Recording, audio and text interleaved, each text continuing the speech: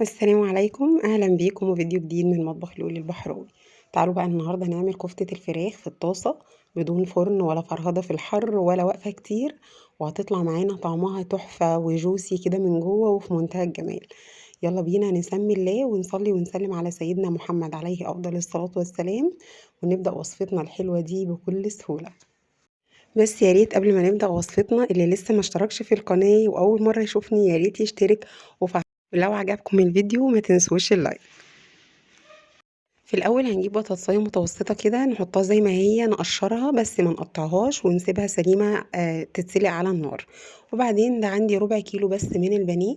أنا قلت بدل ما نحمره في زيت وبقسماط وبيض وقصة وهوسة، لا هنعمله كفتة فراخ في الطاسة، وفعلا حرفيا طعمها طلع يجنن.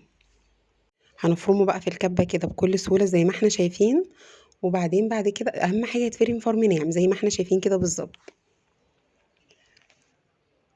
بعد كده هنقله في بولة وهنبدأ نشوف الخطوة اللي بعد كده ايه. هنعمل تتبيلة تحفة للكفتة دي مختلفة عن كفتة الفراخ اللي عملناها قبل كده. البطاطساية اتسلقت وهنسيبها تبرد تماما تماما، وفرمنا الفراخ وظبطنا كده كل الأمور بتاعتنا البسيطة دي. هنيجي بقى دلوقتي في الكبة، هضيف البطاطساية لو الكبة كبيرة، هضيف الفراخ وعليها البطاطس وفصين من التوم وثلاث معالق كبيرة من البقسماط الناعم، البقسماط اللي احنا بنحمر بيه البانيه ده، وحوالي ربع حزمة كده من الكزبرة الخضراء او البقدونس، بس الكزبره بتدي طعم احلى كمان. ايه ده يا لولي، هو انت جايبه بيضه واحنا نعملها برضو بالبيض؟ لا، البيضه دي احنا هنحطها جوه العجينه، مش هنقلي بيها الكفته ولا اي حاجه.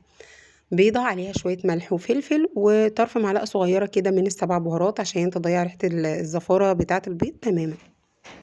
كل الحاجات دي هنحطها في الكبه كده مع بعضها، وهنضيف عليها فصين التوم اهم.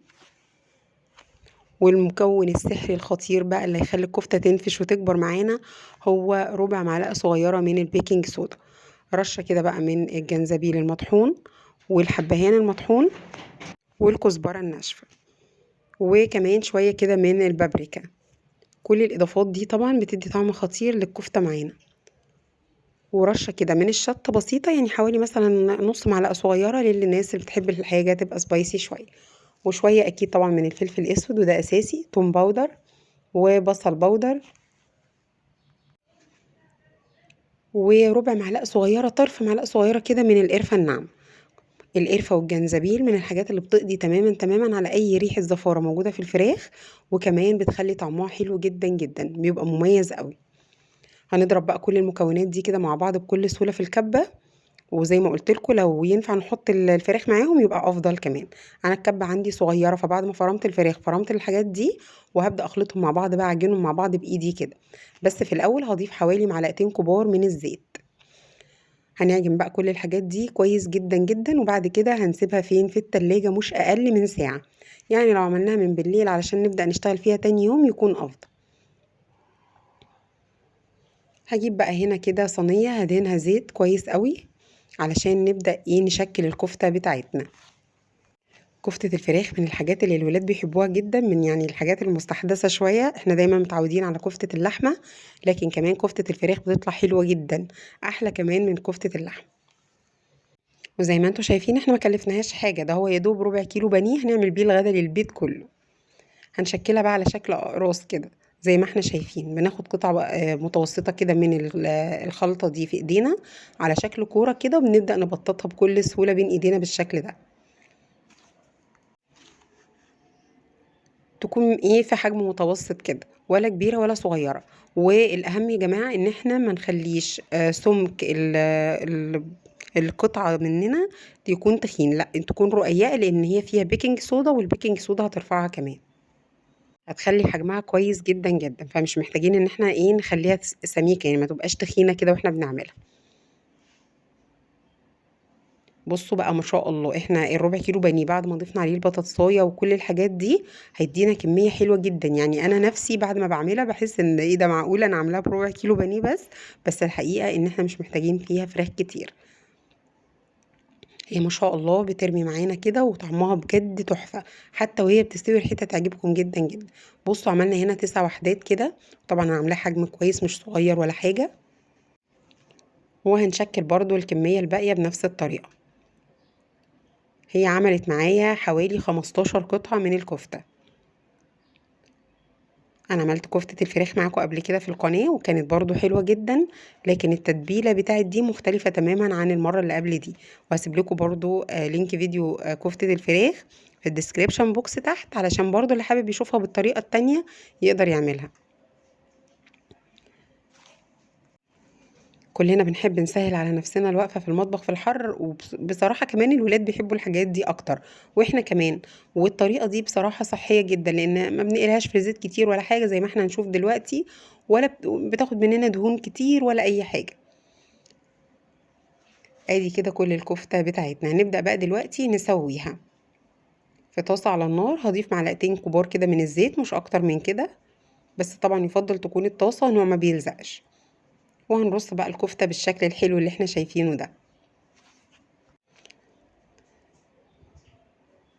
الكفتة دي وبرجر الفراخ برضو اللي عملته معاكم في القناة قبل كده، من الحاجات الحلوة جدا جدا، وتنفع تتحط في كايزر كده وناخدها معانا النادي او الرحلات، وكمان تنفع للمدارس، حلوة جدا جدا. وتنفع ان احنا ناخدها معانا بقى ايه في المصيف بقى، والحاجات دي بتبقى سهلة قوي. يعني انا بعمل لما بنيجي نطلع المصيف بعمل كل الوصفات السهلة اللي زي كده، واحطها في اطباق فويل، واحط بينهم اكياس من اكياس التلاجة، وارصها كده واجمدها واخدها معايا.